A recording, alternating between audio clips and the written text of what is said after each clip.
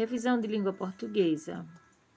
Vamos rever parte dos assuntos abordados até agora em língua portuguesa e que vai nos ajudar a dar continuidade aos estudos. Vamos rever o sentido real e o sentido figurado das palavras ou expressões. O que seria o sentido real? Sentido literal ou real é aquele que pode ser tomado como sentido básico, usual da palavra ou expressão. Esse pode ser compreendido sem a ajuda do contexto, ou seja, é o que realmente a palavra ou expressão quer dizer. É dito diretamente. O sentido figurado é o que as palavras ou expressões adquirem em situações particulares de uso, quando o seu significado é ampliado ou alterado, modificado no contexto em que é empregada, sugerindo ideias que vão além do sentido mais usual. Ou seja, a palavra ou expressão é usada para significados diferentes do real. Para ficar mais fácil de entender, o sentido figurado é muito usado quando falamos gírias, por exemplo. Vamos aos exemplos. Um exemplo de sentido real. Vou retirar o pó deste móvel. Um exemplo de sentido figurado. Estou só o pó. Então, a palavra pó, no sentido real, é realmente pó, poeira. E no sentido figurado, ninguém, nenhuma pessoa vira pó. A não ser nos contos de fadas, não é mesmo? Então, quando a gente diz eu estou só o pó, é porque está muito cansado. Outro exemplo. Sentido real. Preciso diminuir o peso desta caixa para conseguir erguê-la. Sentido figurado. Ela está sentindo o peso do mundo nas costas. Veja, a palavra peso, no sentido real, é realmente o peso, de pesar, não é? É a massa de alguma coisa. No sentido figurado, ela está sentindo o peso do mundo nas costas, significa que ela está com problemas demais. Deu para vocês entenderem a diferença entre sentido real e sentido figurado? Vamos continuar a nossa revisão. Falamos também sobre sílaba tônica. O que seria sílaba tônica? É a sílaba emitida com mais ênfase, ou seja, aquela que a gente lê com mais força na voz, né? Sendo que em cada palavra há apenas uma sílaba tônica. Elas são classificadas de acordo com a sílaba tônica, as palavras, em oxítonas, paroxítonas e proparoxítonas. Vamos aos exemplos. Abacaxi. Xi é a sílaba tônica, é a mais forte. Urubu. Bu é a sílaba tônica. Animal. Mal é a sílaba tônica. Na palavra telefone, fo é a sílaba tônica, é a mais forte. E na palavra relâmpago, o lam é a sílaba tônica. Continuando os exemplos, vamos classificar as palavras, né? Abacaxi, urubu e animal. Todas as três, a sílaba tônica é a última. Então, nós classificamos em oxítona. Então, quando a última sílaba é tônica, a palavra é oxítona. Na palavra telefone, a sílaba tônica é a penúltima.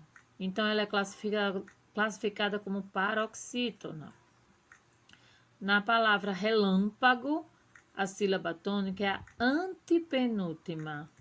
É a terceira de trás para frente. Então, ela é classificada como proparoxítona. Lembrando a regra, todas as proparoxítonas recebem acento. Nós vimos também entonação e expressividade. Eu vou puxar aqui um pouco para a entonação. Entonação ou entoação é a variação de altura e duração utilizada na fala, que incide sobre uma palavra ou oração. Ou seja, quando você lê uma frase ou um texto, você deve levar em conta tanto como se deve pronunciar as palavras, como a pontuação que tem naquela frase ou naquele texto. Elas ajudam a quem escuta a entender o que realmente está sendo escrito. Tudo que você fala pode ser escrito, porém, só pode ser lido corretamente se você sabe que tipo de entonação usar na sua voz para compreender o sentido das frases. Se a gente lê uma frase de maneira errada, a gente compreende também de maneira errada. Vamos aos exemplos.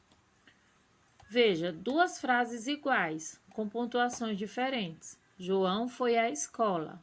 Ponto final, então a frase afirmativa. Na segunda frase, o sinal é interrogação. Então a gente lê com entonação diferente. João foi à escola? Veja que o sentido, da frase é também diferente por causa da pontuação. Observe bem a maneira como eu vou ler a segunda frase. As três próximas frases são iguais com pontuação diferente. Então, a leitura é diferente, a entonação é diferente. Fui aprovado. Fui aprovado? Fui aprovado. Então, veja, apenas um sinal de pontuação modificou a entonação de três frases, inclusive o sentido que ela é falada, que ela é lida. Então, é muito importante na hora de ler a gente saber como modificar a entonação para compreender melhor a leitura e para quem está ouvindo compreender também o que você está lendo. Nós vimos também algumas pontuações, em destaque para os parênteses e as aspas. Vamos falar dos parênteses. Os parênteses, para que servem? Eles servem para isolar palavras. Frases intercaladas de caráter explicativo, o que é isso? É quando no meio de uma frase eu quero explicar alguma coisa e depois eu quero continuar a minha frase normalmente. Então, na hora da explicação, eu coloco parênteses e depois fecho parênteses e continuo a minha frase. E também é utilizada para datas. Vamos aos exemplos. Exemplo 1. Na Segunda Guerra Mundial, entre 1939 e 1945, ocorreu inúmeras perdas humanas. Veja que o parênteses é utilizado nas datas de início e fim da Segunda Guerra Mundial e, querendo ou não, é uma explicação também.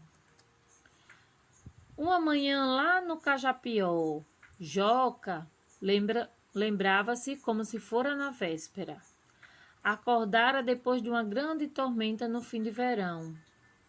Veja, os parênteses em Joca lembrava-se como se fora na véspera é uma explicação do que o Joca está falando. Uma manhã lá no Cajapió, acordara depois de uma grande tormenta no fim de verão. E os parênteses que vêm agora? O milagre das chuvas no Nordeste, de Graça Aranha, é explicando o nome do livro e o nome do autor. São dois parênteses para destacar. O primeiro na frase é para explicação e o último é para mostrar de qual livro foi retirado e qual foi o autor. Dicas. Os parênteses também podem substituir a vírgula ou travessão no meio de um texto, tá? No meio do diálogo. Nós vimos as aspas. Para que servem as aspas? Servem para isolar palavras ou expressões que fogem à norma culta. O que é isso? São palavras ou expressões que não são do nosso português, por exemplo, né? Gírias, estrangeirismos, são palavras estrangeiras, né? Palavras de outras línguas, mas que a gente pode usar. Palavrões, expressões populares. Como é que a gente pode utilizar? Veja 3 frases. Maria ganhou um apaixonado ósculo do seu admirador. A palavra ósculo é uma palavra que foge à norma. Então, ela foi utilizada aqui com aspas. Segunda frase. A festa na casa de Lúcio estava chocante. Esse chocante aqui não é porque ninguém levou um choque. É uma gíria, tá? Uma gíria um pouco mais antiga. Então, como ela foi escrita, né? A frase foi escrita, né? Então, a gente coloca aspas na gíria. Conversando com meu superior, dei a ele um feedback do serviço a mim requerido. Feedback é uma palavra estrangeira, então ela foi aí escrita, destacada com aspas. As aspas não servem bem para destacar a palavra, ela serve para mostrar que a palavra não é do nosso idioma, tá? Para que servem as aspas? Continuando, também serve para indicar uma citação textual. O que é uma citação textual? É quando a gente retira um trecho de texto de outra pessoa. Vocês fazem muito isso, né? Veja, sonha sonhos cor de aurora, sonha sonhos de luar. De quem é esse texto? Do poema Voo, de Ni Ribeiro, que a gente já viu no nosso livro de língua portuguesa. Então, eu espero que vocês tenham entendido a parte da revisão, não é? Eu peguei só alguns assuntos para a gente poder dar continuidade ao nosso livro nesse segundo bimestre agora, ok? Bom retorno a todos.